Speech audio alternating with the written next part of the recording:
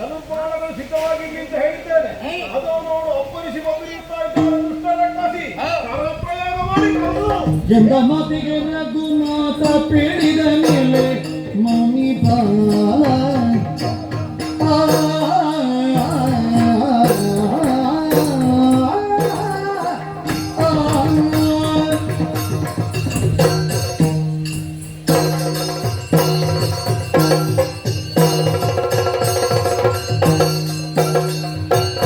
ಎಂದ ಮಾತಿಗೆ ರಘುನಾಥ ಪೇಳಿದ ಮೇಲೆ ಮೌನಿ ಬಾಲ ನೀನಿಂದರು ಹಿರಿಯಲಿ ನಿನ್ನಯ ನುಡಿಯಲಿ ಮೌನಿ ಬಾಲ ಕೊಲಬಹುದೇನಯ್ಯ ಈ ಹೆಣ್ಣು ಪ್ರಾಣಿಯ ಮೌನಿ ಬಾಲ ಸತ್ರಿಗುಲದವರಿಂದಿದು ಹೀನತ್ತು ಬಂದರೆ ಮೌನಿ ಬಾಲ ಎಂದ ಮಾತಿಗೆ ರಘುನಾಥ ಪೇಳಿದ ಮೇಲೆ ಮೌನಿ ಬಾಲ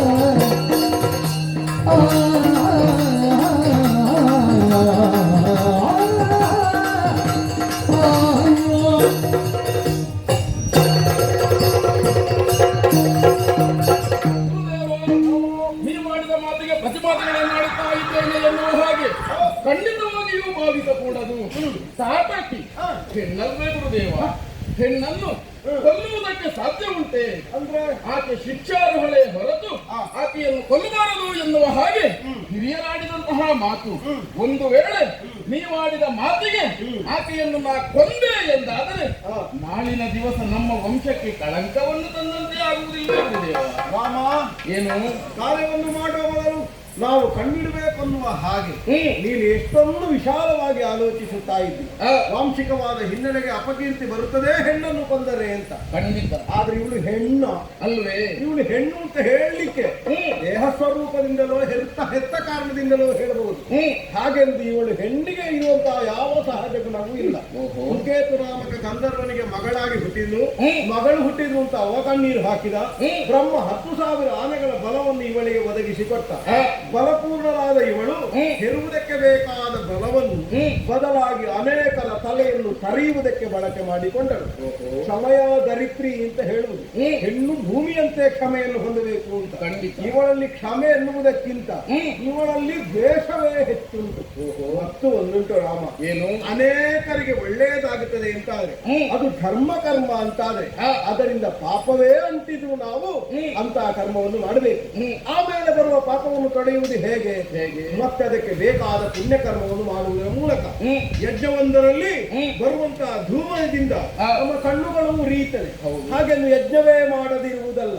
ಅಗ್ನಿಯಲ್ಲಿ ಧೂಮ ಇರುವುದು ಸತ್ಯವೇ. ಹಾಗೆಂದು ಅಗ್ನಿಯನ್ನು ಆರಾಧಿಸಿದರೆ ಸಿಕ್ಕುವುದು ವರ್ಷಧಾರ. ಹಾಗಾಗಿ ಇವಳನ್ನು ಕೊಂದ್ರೆ ಇಳೆಗೆ ಪುಣ್ಯವು ಲಭಿಸುತ್ತದೆ. ಒಂದು ಕಡೆ ಹಾಗೆ ಆಗಲಿ.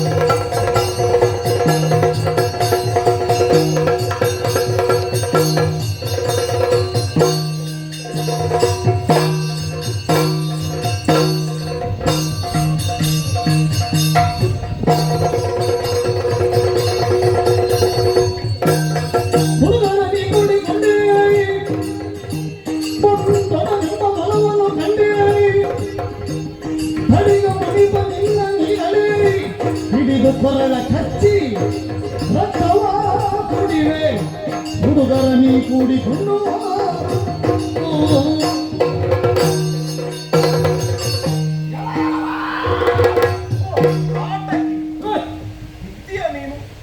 ನಿನ್ನ ಪರಿಚಯ ನನಗಿದೆ. ಹಾಗಂತ ಈ ಮಕ್ಕಳು ಇದು ಹೊಸ ಪರಿಚಯ. ಈ ಹಿಂದೆ ಇದೇ ಕಾನೂನದಲ್ಲಿ ಯಜನ ಯಾಗಾದಿಗಳನ್ನು ಮಾಡ್ತಾ ಇದ್ದವ ನೀನು ಹಾ, ನಮ್ಮ ಬಾಧೆಯನ್ನು ಸಹಿಸುವುದಕ್ಕೆ ಸಾಧ್ಯ ಇಲ್ಲದೆ ನಮ್ಮನ್ನು ನಿವಾರಿಸುವುದಕ್ಕೆ ಹಾ. ಅದೆಷ್ಟೋ ಪ್ರಯತ್ನವನ್ನು ಪಟ್ಟೆ. ನೀವು ಉಳಿತೀರಿ ಪಾಪಿ ಕಿರಾಯಿ ಅಂತ ಹೇಳಿದ ತಂದಿ. ಆದ್ರಿಂದ ನೀನು ಉಳಿದದ್ದು ಇಷ್ಟು ವರ್ಷ. ಏಯ್, ಪಾಪಿ ಕಿರಾಯಿ ನೀನು ಅಂತ ಹೇಳಿದ್ದು ನನಗೆ ನೀವಿಷ್ಟು ಬಾಧೆ ಕೊಟ್ಟರು ಹಾ.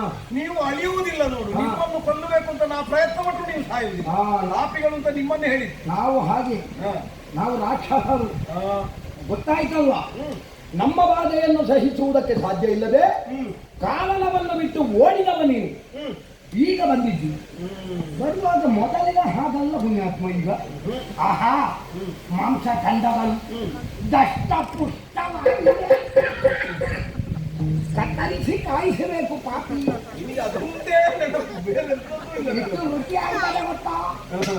ಜೊತೆಯಲ್ಲಿ ಬಾಲಕರು ಮಕ್ಕಳೇ ಇನ್ನೂ ಕೂಡ ಕುಡಿದಂತಹ ತಾಯಿಯ ಎದೆ ಹಾಲು ನಿಮ್ಮ ಹಾಲ್ಗಲ್ಲದಲ್ಲಿ ಕಾಣಿಸ್ತಾ ಉಂಟು.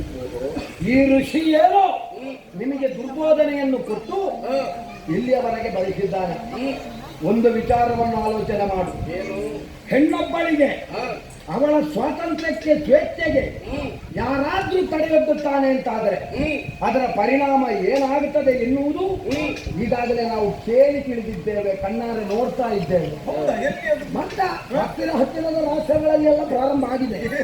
ಹಾ? ಎಂತದ್ದು? ಎಂತದ್ದು ಪ್ರಾರಂಭ ಆಗೋದು ಅಂತ ಬಿಡಿಸಿ ಹೇಳ್ಬೇಕು ಅಂತ ಅಲ್ಲ, ನೀನು ಹೇಳ್ಬೋದು. ನಾನು ಹೇಳ್ಬೋದು, ನಾನು ಬೈಯೋದು ನನಗೆ ಅಲ್ವಾ? ನಿನಗೆ ಅದು ಗೊತ್ತುಂಟು. ನೀನು ಚಂದದಲ್ಲಿ ಅಲ್ಲಿ ಕೂತ್ಕೊಂಡು ನಿನ್ನ ಹಲ್ಲಿಗೆ ಕದ್ದೆ ಹಚ್ಚಿ ಇರ್ಲಿ. ನನ್ನ ಮನಸ್ಸು ವಿಶಾಲವಾಗಿದೆ. ಅಯ್ಯೋ, ನಿಮ್ಮದೇ ವಯಸ್ಸಿನ 2 ಮಕ್ಕಳಿಗೆ ನಾನು ತಾಯಿಯಾಗಿದ್ದೇನೆ. ಅವರು ನನ್ನ ಜಂಗೆಯಲ್ಲಿ ಆಡುವಾಗ ನಿಮ್ಮ ನೆನಪು ನನಗಾಗುತ್ತದೆ. ನಿಮ್ಮನ್ನು ಕಾಣುವಾಗ ಅದೇ ಮಕ್ಕಳನ್ನು ಕಂಡ ಹಾಗಾಗುತ್ತದೆ. ಆದ್ರಿಂದ ಈ ಋಷಿಯನ್ನು ಬಿಟ್ಟು ನನ್ನ ಪಾದಕ್ಕೆ ಪಡಮಟ್ಟು ಬದುಕುವುದಿದ್ರೆ ನನ್ನ ಮಕ್ಕಳ ಜೊತೆಯಲ್ಲಿ ಬದುಕಗೊಟ್ಟೇನು. ಅದಲ್ಲ, ಇವರಿಬ್ಬರ ಎದೆಯಲ್ಲಿ ನೀನೊಬ್ಬ ಮೊಗ ತೋರಿಸ್ತೇ, ಎಡಮುಗ ನನ್ನ ಕಾಲಲ್ಲಿ ಹಿಡಿದು ಪಡೆಯುವ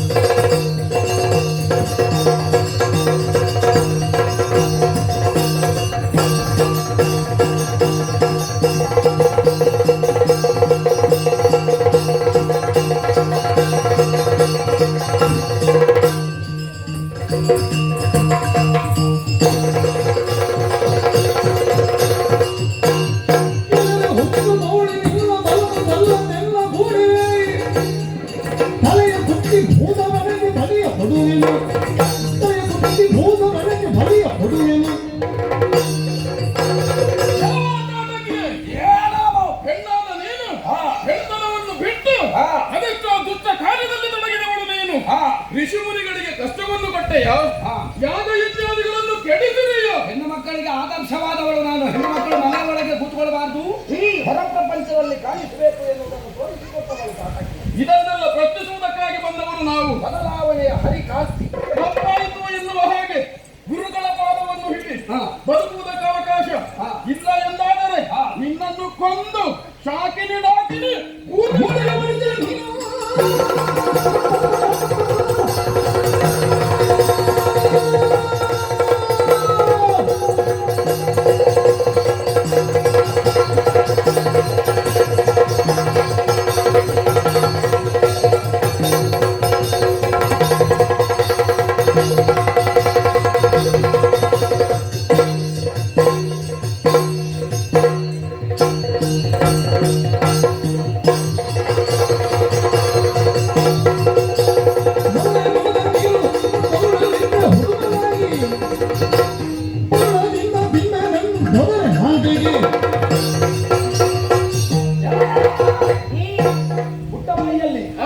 ಬಹಳಷ್ಟು ದೊಡ್ಡ ಮಾತು.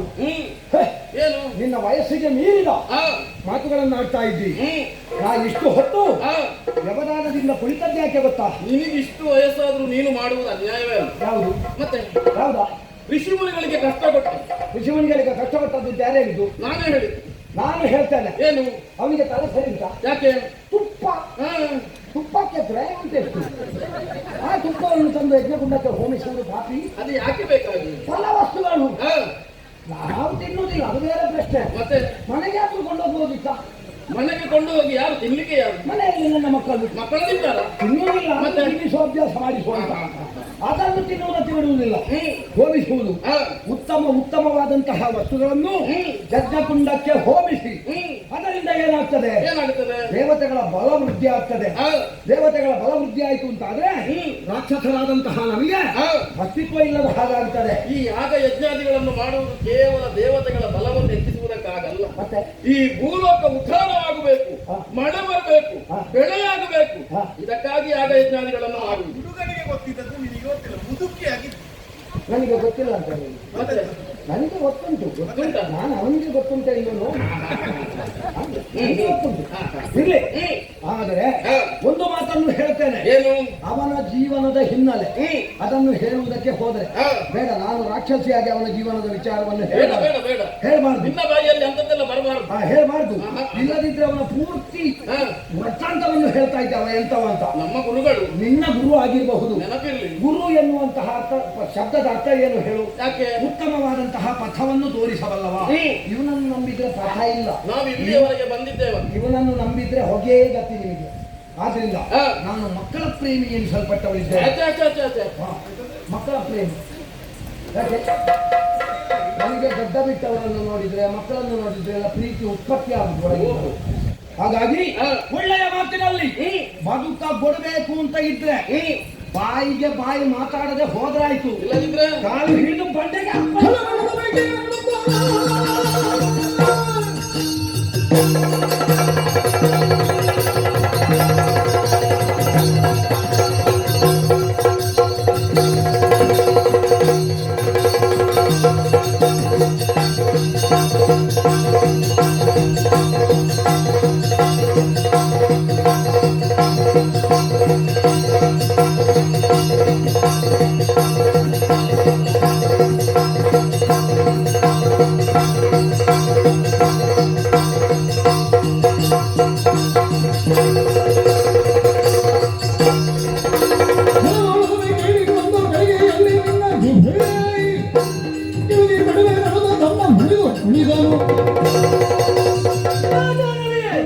ಬಾಯಿಗೆ ಬಂದ ಹಾಗೆ ಮಾತಾಡ್ತಿದ್ದೀಯ. ನಾನು ಬಾಯಿಗೆ ಬಂದದ್ದು ಮಾತಾಡಿದ್ದೆ. ಧರ್ಮವನ್ನು ಬಿಟ್ಟು ಅಧರ್ಮದ ದಾರಿಯಲ್ಲಿ ನಡೀತಿದ್ದೀಯ. ಯಾವುದು ಧರ್ಮ? ನೀನು ಮಾತಾಡ ಈಗ ಧರ್ಮ ಯಾವ?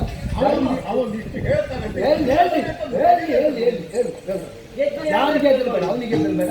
ಯಜ್ಞ ಯಾಗಾದಿಗಳು ಮಾಡುವುದು ಅದು ಧರ್ಮದ ಕಾರ್ಯ. ಯಜ್ಞ ಯಾಗಾದಿಗಳೆಲ್ಲ ಮಾಡ.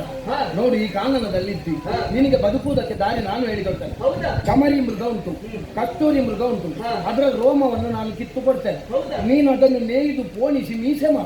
ಅವನನ್ನು ನಂಬಿ ಪ್ರಯೋಜನ ಇಲ್ಲ. ಈಗ ಸೂರ್ಯವಂಶಕ್ಕೆ ನಿನ್ನ ಮಾತು ಪ್ರಶ್ನಿಸುವಂತಿದೆ. ಇನ್ನು ನೀನು ಉಳಿಬಾರ್ದು. ಮತ್ತೆ ಇನ್ನು ಹೆಚ್ಚಿಗೆ ಮಾತನಾಡಿಕೆ ಅಂತಾದ್ರೆ ಹಿಡಿದಂತಹ ಶಕ್ತಿಯನ್ನು ಬಂದು